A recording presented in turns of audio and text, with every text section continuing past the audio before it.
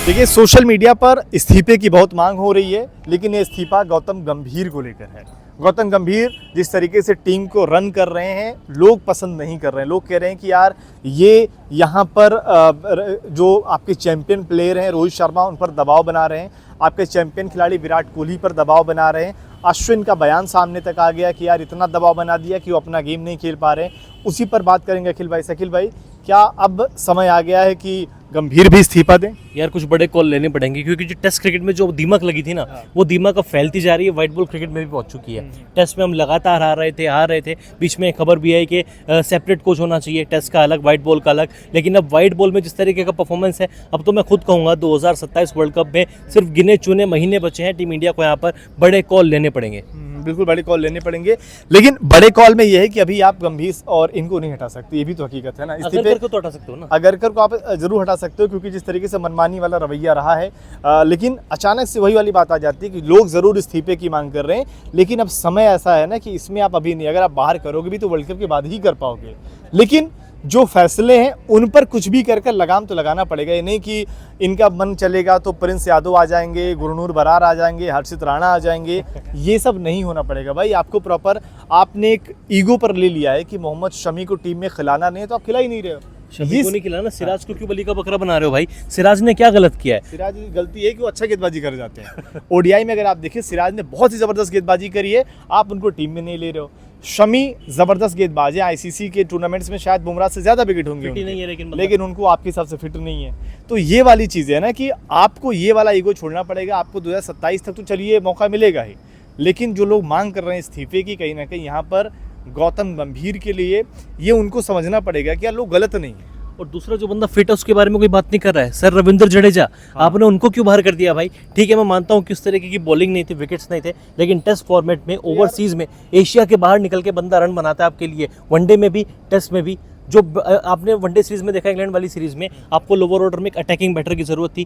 कभी और ऐसी सिचुएशन भी पड़ी कि जहाँ पर एक ऐसा बल्लेबाज चाहिए जो पार्टनरशिप बना सके, गेम को आगे बढ़ा सके। T20 में अक्षर पटेल बहुत अच्छे हैं, बहुत अच्छी बात है उसमें, लेकिन कहीं ना कहीं अगर आप देखें ओडीआई फॉर्मेट में अक्षर पटेल वो काम नहीं कर पा रहे हैं जो आपके लिए जडेजा करके देते थे। हाँ, बॉलिंग, फील्डिंग, बैटिंग।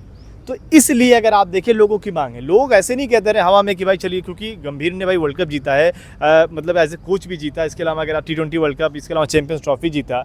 आपके जिद वाले रवैये पर लोग इस्तीफा मांग रहे हैं ना, कि आपने जडेजा को कह रहे हो कि नहीं आने वाले। आप शमी को अपने हिसाब से लिख दिया कि इनका एज जो है 37+ हो गया है, अब इनको मौका नहीं मिलेगा। बंदा फिट है, उसके बावजूद भी नहीं खिला रहे हो। रोहित तक को आप चेतावनी दिलवा दे रहे हो कि भाई नहीं, देख लो अगले सीरीज में, वो तो दबाव बन रहा तो आप खिलवा दे रहे हो। अरे सबसे बड़ा एग्जांपल सैमसन, वर्ल्ड कप का प्लेयर ऑफ द टूर्नामेंट। आपने बीच सिर्फ एक मैच में खराब परफॉर्मेंस हुआ इंग्लैंड में, ठीक है, आयरलैंड के 2 मैच थे, लेकिन इंग्लैंड में एक मैच हुआ, 1 रन बनाकर आउट हुए, आपने उनको प्लेइंग 11 से ड्रॉप कर दिया। क्यों? क्योंकि आपको सूर्यवंशी को खिलाना था आपको, क्योंकि ठीक है सूर्यवंशी के नाम की हाइप बनी हुई थी, लेकिन सैमसन ने 3 मौके खराब किए थे। इतना भी कुछ बड़ा बवंडर नहीं हो गया था कि आप सैमसन को बाहर करो। बल्ला ईशान का भी नहीं बोला था, बल्ला तिलक वर्मा का अभी तक नहीं बोला है। और यहाँ तक कि अगर आप देखिए ओडीआई में भी ईशान के, चलिए अभी हाल ही में शतक आया था, पर ईशान को आप जबरदस्ती बल्लेबाज बनाने की कोशिश कर रहे हो। वाला शतक तो मैं मानूंगा ही नहीं, उसमें कोई भी मार सकता था यार। 3-0 हम जीते थे। हाँ, वहाँ पर आप ये ना कि आप जबरदस्ती ओडीआई में उनको फिट करने की कोशिश करो। T20 में उन्होंने अच्छा किया है यार। मैं हो सकता है कि आप भी मुझसे यहाँ पर मेरे बयानों से सहमत ना हो, लेकिन मुझे लग रहा है कि ओडीआई में ऋषभ पंत इतने भी खराब ऑप्शन नहीं थे, मुझे ऐसा लगता है। ऋषभ पंत नंबर 5 पे, उस पे उसके अलावा हार्दिक पांड्या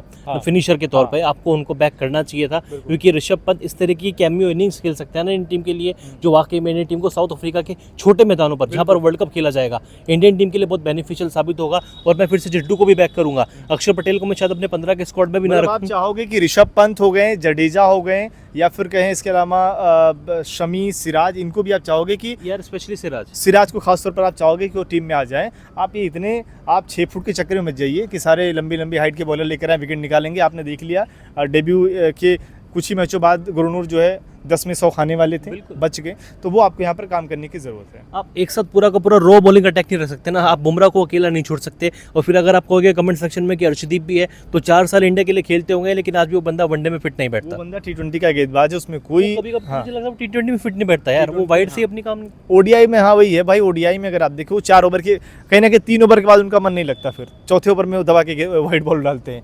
और ओडीआई में तो 10 ओवर का होता है, उनका 3 ओवर के बाद मन नहीं लगेगा।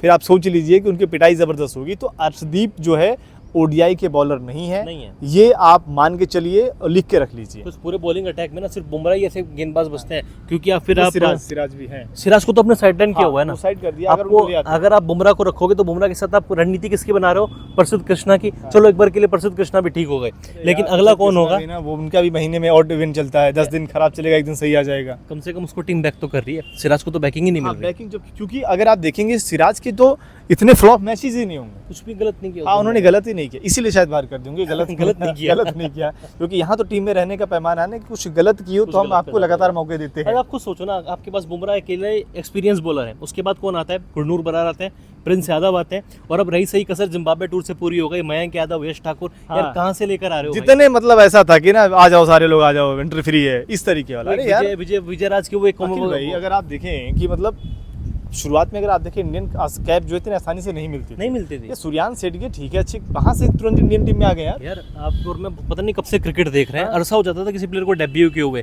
अब ऐसा लगता है कि क्रैप फ्री में बिट रही है। भाई साहब, सूर्यान सेठगे जैसे खिलाड़ी अगर आप देखें, डिसरिस्पेक्ट वाली बात नहीं है, लेकिन बहुत सारे ऐसे गली में खेलते मिल जाते हैं यार। आप इनको सीधे इंडिया खिला दे रहे हो, फिर बाद में देखते हो क्या होता है। यश ठाकुर के लिए कौन जिम्बाब्वे सीरीज देखेगा? अब देखोगे? मैं तो अशोक शर्मा के लिए भी ना देखूं। अशोक शर्मा देखिए, पेस अच्छी है, आने वाले टाइम में बिल्कुल इंडिया के लिए खेले, अच्छी पेस है, लेकिन आप अशोक शर्मा को आप इस सीजन से पहले कभी जानते थे? डोमेस्टिक के लिए भी लोग नहीं जानते होंगे। अचानक से एक खिलाड़ी डोमेस्टिक में, एक खिलाड़ी अचानक से डोमेस्टिक में हिट होता है, उसको खिला देते हो। अरे यश ठाकुर से बढ़िया तो शार्दुल ठाकुर ही है। दोनों एक जैसे खिलाड़ी हैं यार, एक तरीके की बॉलिंग करते हैं, एक तरीके से दिखते हैं, उन्हीं को आप बैक करते हैं। ठाकुर भी है भाई, मैं ये बता रहा हूँ कि यश ठाकुर जो है आपका भविष्य नहीं हो सकते। उनकी गेंदबाजी, अगर आपको लगता है कि वो इंडियन टीम में आगे रेगुलर मेंबर रहेंगे, तो इंडियन टीम का ही मुझे लगता है कि भला करना पड़ेगा। नहीं, फिर तो हमें लगता है कि मैं अफगानिस्तान और जिम्बाब्वे नेपाल को सपोर्ट करना शुरू कर देना चाहिए। आपको बॉलिंग में कहीं ना कहीं डोमेस्टिक से बेहतर गेंदबाजों को सेलेक्ट करो, जो लगातार वहाँ मेहनत कर रहे हैं यार। बिल्कुल। आप कहीं ना कहीं आईपीएल देखे कि यार 156 फेंका ये, मयंक यादव को डिसरिस्पेक्ट नहीं, पर मयंक यादव ने ऐसा क्या कर दिया पिछले 2-3 सालों में कि आप वो इंडियन टीम में डिजर्व करते हैं? आप बताइए मुझे। कुछ भी नहीं किया। अरे वो मैच ही नहीं खेला बंदा, वो बंदा मैच नहीं खेला, वो डीपीएल के ट्रायल तक पे नहीं गए हैं। मैंने खुद डीपीएल के ट्रायल ग्राउंड से देखे हैं, वो वहाँ पे भी नजर नहीं आए हैं। उसके अलावा सबसे बड़ा एग्जांपल उमरान मलिक का भी है। आपने उमरान मलिक को पेस के चक्कर में ले आए ना, क्या हो गया उस खिलाड़ी का? आज वो बंदा कुछ भी नहीं कर रहा है। जिस रफ्तार से आया था, उससे दुगनी रफ्तार से वो बंदा गायब हो चुका है क्रिकेट से। उसको JNK तक बैक नहीं कर रहा है। मयंक यादव को क्या आप लोगों ने आईपीएल देखा होगा? सारे मैच क्या खेले थे? वो सारे मैच तक नहीं खेले थे। वो आईपीएल के 2 मैच, गिनती के 2 मैच, एक में तो वैभव सूर्यवंशी ने बहुत मार मारा था, एक ओवर में 27-28 मार दिए थे। आपने उस प्रदर्शन के बिहाफ पर उनको टीम इंडिया खिला दिया। अरे अगर अशोक शर्मा जैसे ऐसे तमाम खिलाड़ियों को, यश ठाकुर को लाना था, तो मुझे लग रहा है फिर तो साकिब हुसैन, क्या नाम है, साकिब हुसैन ही, उन्होंने भी गलत नहीं किया था। अगर ऐसे ही लाना तो वो उनको ले आते। आपके पास कार्तिक त्यागी ने तो थोड़ा सा ट्रैक रिकॉर्ड भी है, कार्तिक त्यागी को बैक करना चाहिए, उनका ट्रैक रिकॉर्ड भी था, उनको ला सकते थे। बॉर्डर गावस्कर ट्रॉफी में बंदा एक बार डेब्यू करने वाला था, इंडिया एक ही लिए अच्छा खेला, वर्ल्ड कप में अच्छा खेला। आप उसके बारे में विचार ही नहीं करो, सोच ही नहीं रहे हो। सोच नहीं सकते हो। अगर आपको सोचना ही ऐसा कुछ था कि चलो अगले फॉर्मेट में, तो आप फिर आकिब नाबी को ट्राई करते। ठीक है, वो खराब प्रदर्शन कर रहे हैं, लेकिन उन्होंने हाल फिलहाल में कुछ तो किया था, डोमेस्टिक में कुछ तो किया था। 3 मैचेस के लिए सीरीज टीम बना रहे हैं कि ठीक है, 3 मैचों के बाद कौन पूछ रहा है यश ठाकुर को, मयंक को, अशोक को, इनका सपना पूरा कर देते हैं। तो आप भुवनेश्वर के बारे में सोच सकते थे। भुवनेश्वर को अगर आप नहीं खिलाएंगे, पता है क्यों नहीं खिलाएंगे? पता है क्यों नहीं खिलाएंगे? क्योंकि अगर भुवनेश्वर को खिला दिए ना, तो फिर बाहर ही नहीं कर पाएंगे ना। अच्छा कर देगा ना वो, इतना अच्छा कर देगा, बाहर नहीं कर पाएंगे तो उसको खिलाएंगे नहीं। इनके लिए आसान है। अशोक शर्मा, ये एक बंडल में बटोरो इनको।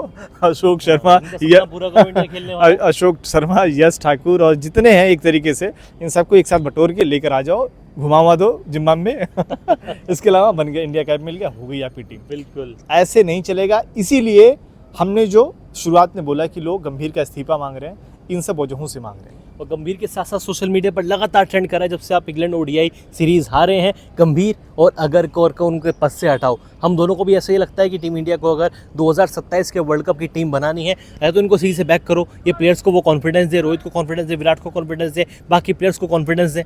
और अगर नहीं दे सकते तो भैया अपना इस्तीफा दो, टाटा बाय बाय, हमारी टीम के साथ खिलवाड़ मत करो। आपको क्या लगता है? कमेंट सेक्शन में ज़रूर बताएं।